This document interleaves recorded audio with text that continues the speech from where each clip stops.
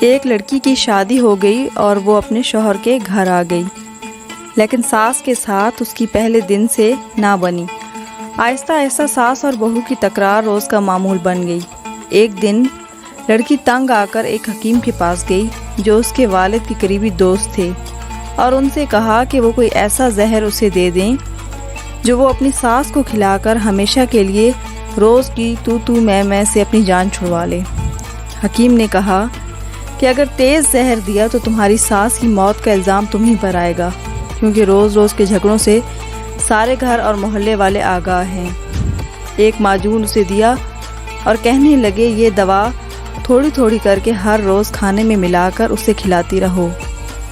اس زہر کا اثر بہت سست ہے، آہستہ آہستہ جسم میں پھیل کر تمہاری ساس کی جان لے لے گا، اور یاد رکھو کہ اس سارے عرصے میں تمہیں اپنی ساس کی فرمانبرداری اور اس کی خدمت کرنی ہوگی۔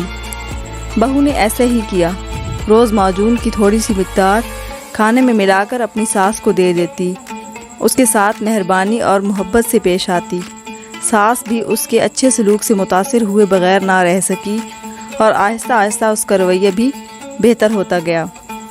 نوبت یہاں تک آ پہنچی کہ وہ پھر حکیم کے پاس پہنچ گئی اور کہنے لگی، حکیم صاحب اب میں اپنی ساس سے متنفر بالکل بھی نہیں ہوں، ان کو اپنی ماں کے جیسا چاہتی ہوں۔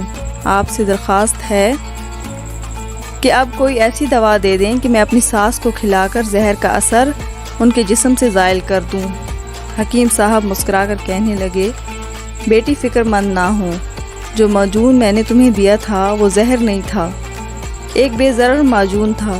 زہر تو تمہارے اور تمہاری ساس کے اور تمہارے ذہن میں تھا، جس کا اثر آپ دونوں کے باہمی محبت نے زائل کر دیا ہے۔